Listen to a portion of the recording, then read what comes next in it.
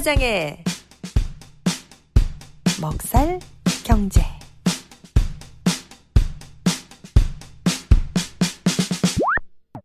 김 사장의 먹살 경제. 김 사장님, 오늘 준비하신 내용 전해주세요. IMF 국제통화기금에서 4월 초에 세계 경제가 어떻게 될 것인가, 이거를 지난 1월에 전망했던 것보다도 더 낮게 다시 조절해 버렸어요. 2021년에 6.1%보다 2022년, 23년은 뚝 떨어져서 3% 정도밖에 안 된다라고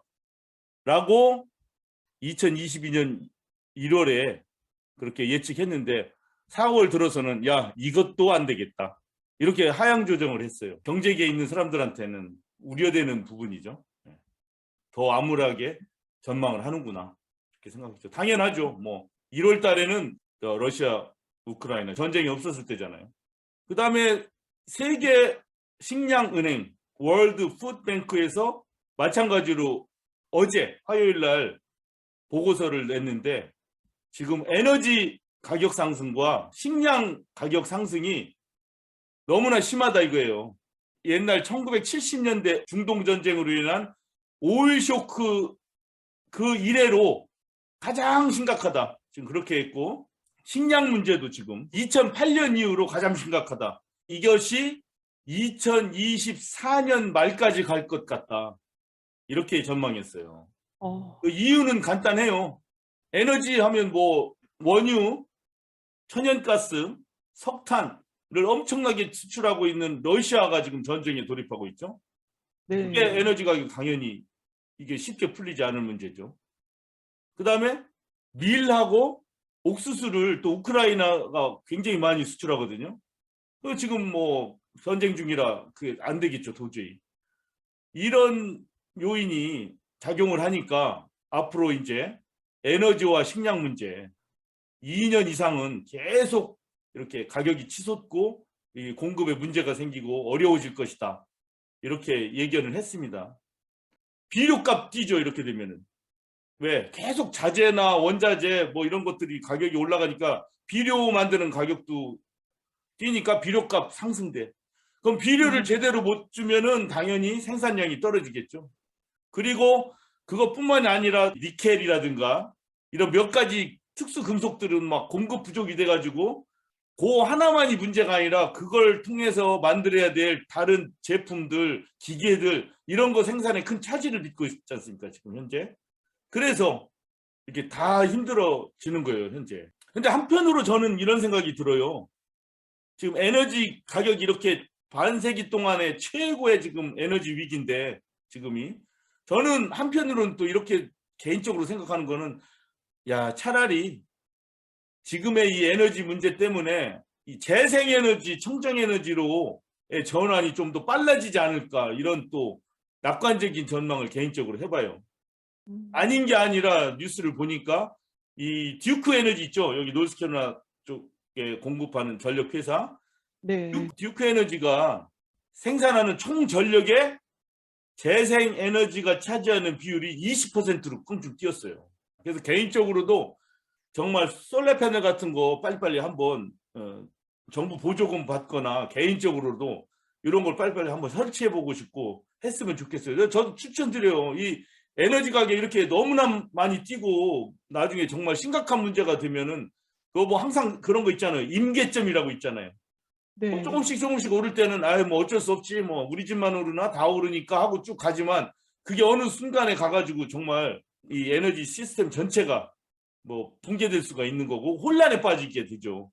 네, 그런 거를 상상을 하면서 정말 오프 그리드, 기존 전력 체계에서 좀 떨어져 나와서 만약에 전력회사 전기 딱 끊기고 수돗물 딱 끊겼을 때 나 혼자 좀 버틸 수 있을까, 이런 생각하면서 솔라 패널도 좀 달고 그 풍차도 좀 달아서, 그다음에 우물도 좀 놓고 이런 것 좀 했으면 좋겠어요. 그러다 보니까 생각하기에, 야, 솔라 패널 회사들, 이런 회사들이 조금 선전을 하겠구나, 앞으로 사람들의 수요가 부쩍 늘겠구나. 제가 이렇게 생각하는 거 보면 다른 사람도 그렇게 생각할 거잖아요. 그런 생각이 약간 드네요. 그럴 수도 있을 것 같아요. 예. 꼭 나쁘게만 생각할 게 아닌 것 같은데요. 예, 솔라 패널을 생각하던 사람들이 그냥 아유 뭐 차일피일 미루다가 지금 이런 위기에 닥치면 어떡하겠어요. 아유 당장 가서 한번 사서 나도 설치해야지. 이런 사람들이 많이 있을 거 아닙니까? 그렇죠. 네. 아리조나도 뭐 거기 또 햇빛 좋죠. 그렇죠. 여기도 많이 봤어요. 그 집집마다 그 개인 집들 그 지붕에 그 솔라 패널 설치한 집들이 굉장히 많고요. 햇빛이 여기는 진짜 굉장히 세잖아요. 그러니까 그렇죠. 좋을 것 같아요, 앞으로도. 예, 주정부의 보조금 받으면서 그 설치할 수 있는 그런 프로그램들이 각 주마다 다 있으니까 그거 한번 찾아서 한 번씩 해보면 좋겠어요. 자, 세계 경제가 이렇게 좀 암울하고 그러다 보니까 뭐 주식 시장도 별로 안 좋고 뭐 언젠간 좋아지겠죠. 아유, 조금만 기다리세요. 예, 이런 좀 믿음을 가지면서 그런데 이제 세계 경제를 전망하는 기관들이 암울하다고 하면서 꼽는 것이 인플레이션이지 않습니까? 인플레이션. 맞아요. 이 고물가의 문제. 이게 집값들도 지금 많이 뛰고 있거든요. 집값들. 그래서 이 집값 현황이 어떤가? 이렇게 제일 보기 좋은 거는 이 National Association of Realtors요. 그 부동산 중개인 협회죠. 전부협이라고 할까요? 한국식으로 따지면 전부협. 전국 예, 예. 중개인 협회, 전부협에서 이런 지금 올 4월에 발표를 했는데 그 2월에 비해서 주택 매매 건수가 2.7% 감소해 버렸어요. 2.7% 감소.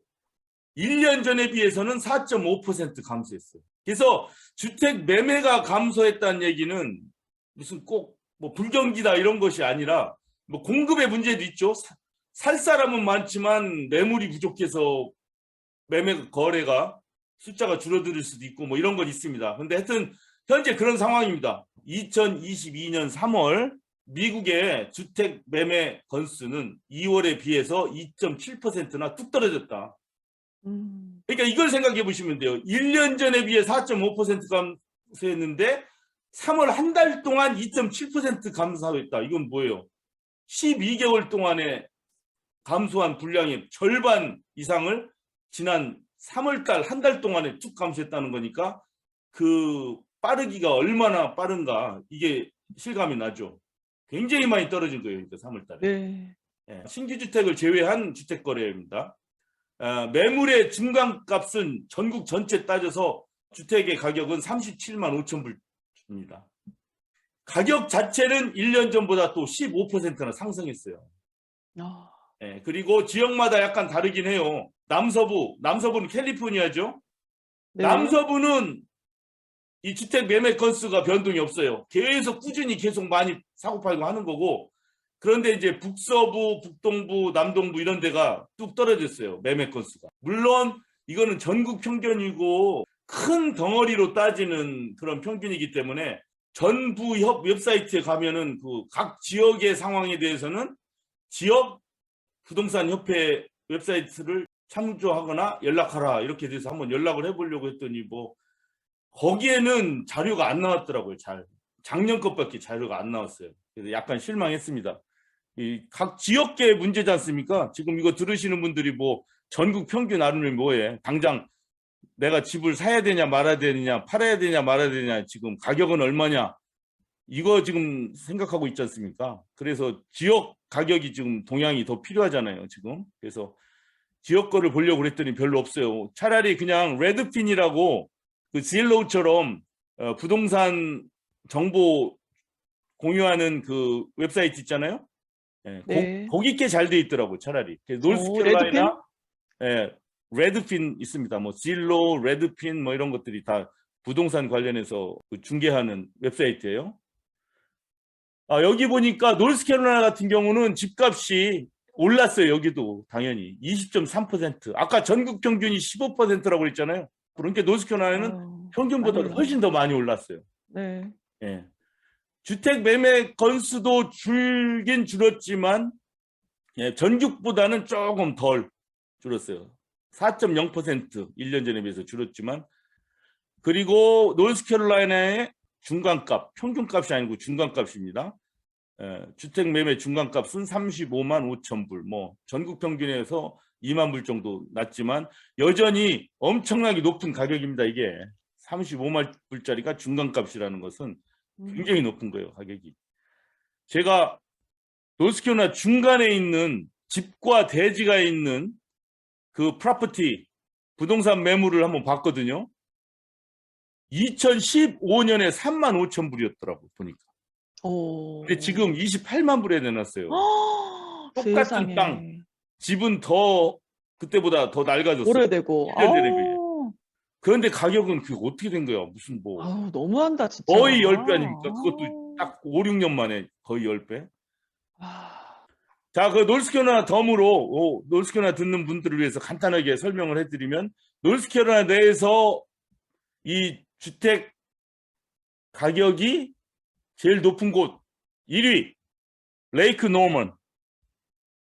우리 샬롯의 북쪽에 레이크 노먼 있거든요. 큰 호수. 거기가 집값이 115%나 뛰었네요. 그 1년 만에. 세상에. 아휴. 그 다음에 모리스빌 노스캐롤라이나 있죠? 우리 리서치 트라이앵글 바로 옆에 있는 모리스빌, 캐리 옆에 있는데 여기도 회사들이 많이 들어가 있어요. 이 모리스빌에도 주택 가격이 73%로 껑충 뛰었고, 웨딩턴 노스캐롤라이나, 여기는 샬롯의 동쪽에 위치한 뭐 베드타운이라고 해야 되나요? 네. 그런 지구입니다. 여기도 비싼 집들이 많이 지금 들어서고 있어요. 여기도. 지금까지 얘기한 곳에는 제가 아는 사람들이 다 살고 있어요. 제가 아는 사람이 레이크로만 살고 있고, 제가 아는 사람이 모리스빌에 잔뜩 살고 있고, 제가 아는 사람들의 꽤 많은 부분이 또 웨딩턴 노스캐롤라이나 살고 계십니다. 네.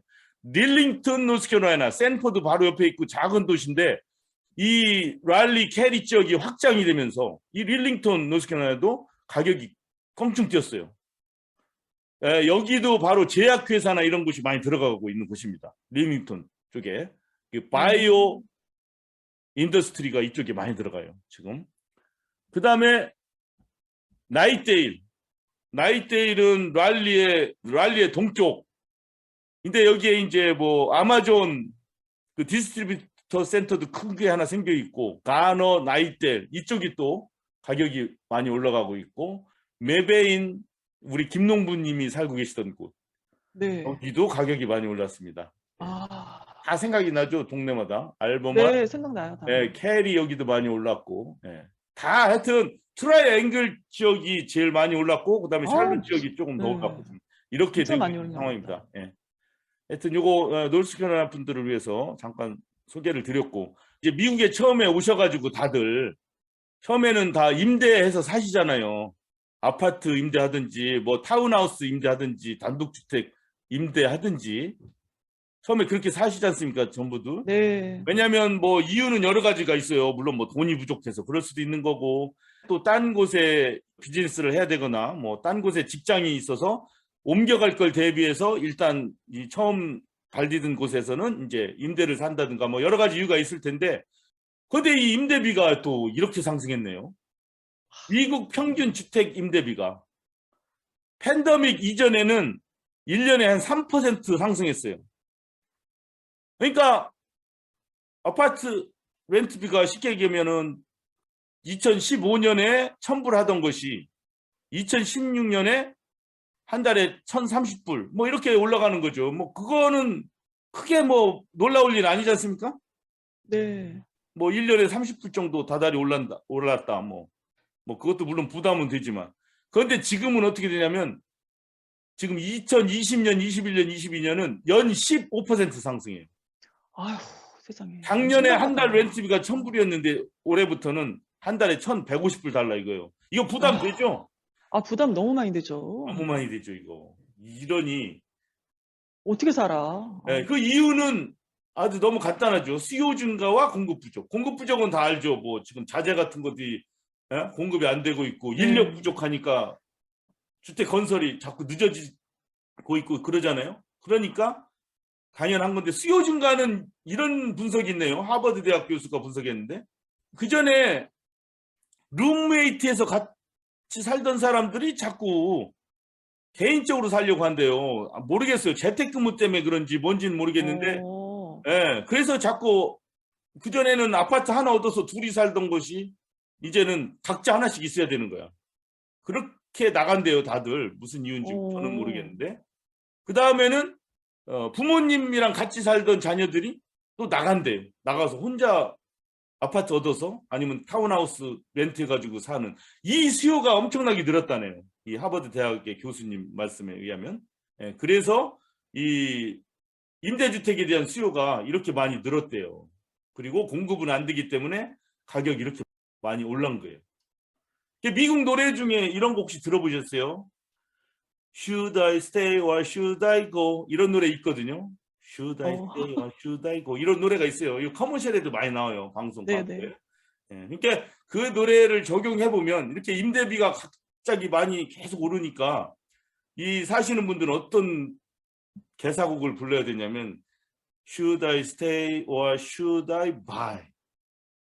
계속 이렇게 임대료를 내고 계속 살아야 될 것인지 아니면 대출을 받아가지고 차라리 대출금을 내는 식으로 해서 집을 사는 게 나은 건지 이렇게 고민할 수가 있지 않습니까? 살 집이 있어야 또 사죠. 이렇게 대출 받아서 사는 분들은 뭐 대부분이 막 안 된다고 그러더라고요. 다 뭐 액셉트가 안 된다 그런 얘기가 있는데 그래도 뭐 이런 고민을 할 수밖에 없는 거죠.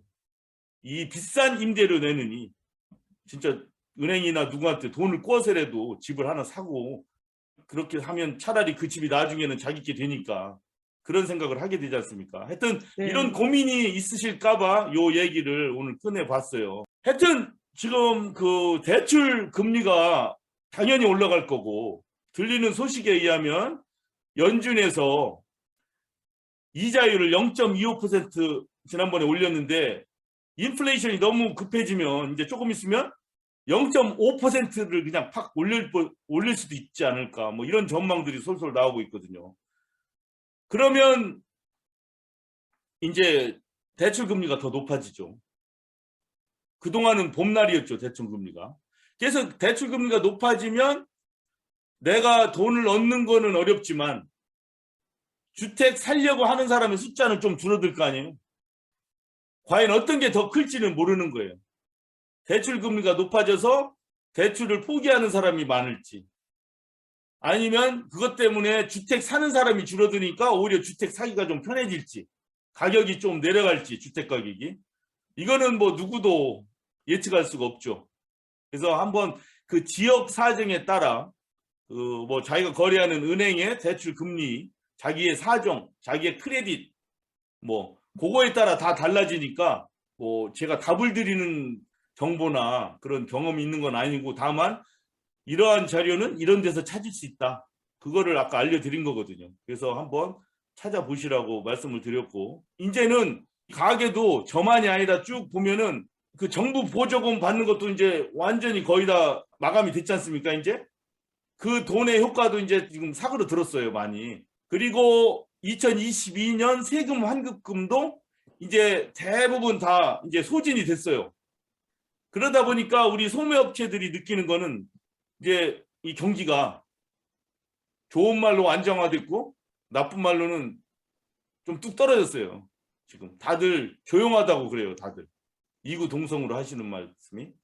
그래서 이 먹고 사는 데 있어서 자꾸 고민이 깊어지고 저처럼 이렇게 주름이 깊어지고 할 때는 진짜 먹고 사는 문제를 생각하는 것도 즐겁더라고요. 진짜 먹고 사는 문제. 진짜 먹고 사는 문제는 뭐냐면 뭘 먹고 사느냐? 밑에 보시는 거는 고추 모종 제가 심었어요. 어머. 이 먹살 경제니까 이런 얘기 해도 되는 거예요. 와. 네. 진짜 하셨네. 네, 저 위에 보이는 거는 돼지 감자. 이 샬롯에 계시는 페북 지인분이 모종을 주셨는데 진짜 심었습니다. 이렇게. 오, 어머. 우리가 꼭 자영업을 하거나 직장에 다녀서 먹고 사는 것도 먹고 사는 거지만 이렇게 실질적으로 할 때는 심어서 키워서 먹고 살아야 돼요. 그렇죠. 네. 이런 걸 하면서 이 생명의 신비를 느낍니다. 생명의 신비. 이 스트레스가 없어져 이런 거 보면. 그래서 네, 맞아요. 이 고추 씨를 저는 아마존에서 고추 씨를 사가지고 그 봉투를 열 때 어떤 생각을 했냐면 야 고추 씨? 도대체 이거 어떻게 생긴 거지 고추 씨? 하고 탁 열어보니까 우리가 그냥 고추 먹을 때 보았던 그 안에 있는 씨랑 똑같이 생겼더라고요. 어, 그거 보고 내가 정말 너무 어이가 없더라고. 내 자신에 대해서 내가 지금 무슨 생각을 하고 있었던 거지. 고추 씨는 고추 씨지. 이 평범한 진리를 딱 깨닫고 나서 네, 유튜브 보니까 진짜 식료품점에서 고추 사다가 고추는 네. 그 안에 씨를 심으니까 이렇게 되더라고요. 저도 사실 어렸을 때 시골에서 살았지만 집에서 농사를 짓진 않았거든요. 아, 이걸 잘 그래요? 못해요. 그래서 여러 가지 정보를 유튜브나 뭐 이런 데 찾아서 이렇게 흙도 좀 이게 부양토죠, 부양토. 예, 이거는 네. 모종을 기르는데 씨를 심고 모종을 기르는 데까지만 필요한 흙이에요. 뭐 비싸지도 않아. 이렇게 해가지고 한번 심어봤는데 싹이 이렇게 힘차게 잘 자라고 있어요. 아, 너무 신기하네요. 뭐 사람이 감자와 고추만 먹고 살 것이 아니라 포도도 먹고 살아야 되지 않느냐, 이런 것이 무슨 성경 말씀에 있는 건 아니겠지만 요게 바로 이 동남부의 야생에서 자라고 있는 머스카딘이라는 겁니다. 네, 포도의 어머나, 어머나, 일종이죠. 어머나. 네네네. 이게 저희 집 뒤숲에서 자라고 있는 포도랑 똑같이 생긴 거예요. 와, 신기하다. 우리가 포도 농장에서 보는 주렁주렁 포도송이 그게 아니에요. 거의 하나, 두세 개씩만 이렇게 열리는 거거든요. 그리고 저희 집 뒤에 이런 게 굉장히 많습니다. 어머, 그래요? 네, 그렇지만 저기 텃밭에는 이게 안 와요, 여기까지는. 그래서 제가 몇 년 전에 그 뒷숲에 있는 가지 하나를 텃밭 옆에다 그냥 뚝 꽂았어요. 서너 개를 그냥. 어머, 그랬더니 올해 지금 며칠 전에 보니까 이 머스카틴 잎이 이렇게 크고 있어요. 와, 어머나. 그래서 제가 요 마른 가지를 푹 꽂아가지고 땅으로만 계속 전진하는 이 머스카딘을 살짝 위로. 묶어줬어요, 솔잎으로. 예. 그랬더니 그 다음날 태순이 나서 나뭇가지를 칭칭 감으면서 올라가더라고요. 아, 타고 올라가네요. 네. 근데 이게 바로 하루 만에 일어난 일이에요. 그래서 야, 이 머스카딘이 과연 식물인가? 아니면 동물인가? 이렇게 생각돼요. 마치 동물이 나무에 올라가려고 발톱으로 그 나무를 콱 무는 거나 거의 약간 시간이 느려서 그렇지 똑같잖아요. 이렇게 톡 감으면서 올라가요. 그래서 제가 나뭇가지를 더 연결해가지고 건너편 나무에다 묶어줬어요, 다. 그래서 이게 크면은 이걸 그냥 놔두면 이 머스카딘은 열매를 안 맺어요. 그래요? 그럼 어떻게 해야 계속 돼요? 번질만 하는 거예요, 이 가지가. 어. 이거를 한번 잘라줘야 된다더라고요. 잘라주면 위기를 느끼는 거죠, 얘가. 이제는 무조건 가지 뻗는 것만 해서는 안 되겠구나. 위기가 닥쳤으니 열매를 맺어서 씨를 만들어서 퍼뜨려야 되겠구나. 이런 작전으로 가는 거예요. 그래서 어느 정도 큰 다음에는 이 순 쪽을 딱 잘라줄 겁니다. 그러면 그 뒤부터 열매가 좀 많이 열린다고 하는 말을 들었어요, 전문가들한테. 그래서 이렇게 해서 제가 고추와 돼지 감자와 이 포도를 먹으면서 먹고 살려고 계획하고 있습니다. 자, 여러분들도 하여튼 이 에너지 위기 시대, 고물가 시대, 그리고 식량 가격이 이렇게 뛰고 주택 임대료와 주택 가격이 팍팍 뛸 때 정말 자급자족 하는 생활을 한번 생각해 보시고, 가장 여기서 제가 느낀 거는 뭐냐면 이 조그만 고추 씨든 머스카딘 가지든 뭔가를 내가 했으니까 지금 결실이 조금씩 나오는 거 아니겠습니까? 그렇죠. 직장을 새롭게 찾아서 일을 하시는 분이라든가, 아니면 새로 사업을 한번 해봐야 되겠다 하시는 분들이라든가, 아니면 정말 비영리 단체든지 어떤 사회를 위해서 어떤 활동을 좀 내가 해야 되겠다든가 하시는 분들은 시작을 하는 것이 참 중요하다고 보는 거예요. 뭔가 이렇게 액션을 해야, 뭔가 do something을 해야 그 나중에 결과라도 나오고, 그게 잘 되든 못 되든, 못 되면 못 되는 대로 거기서 교훈을 얻고, 잘 되면 잘 되는 대로 그걸 발판으로 해서 더 다른 일로 확장해 나가고 하니까 이 생명의 신비를 맛보면서 또 실천의 중요성을 또 깨닫는 그런 요즘이었습니다. 이상 275화 먹살경제 마치도록 하겠습니다. 감사합니다. 네, 잘 들었습니다.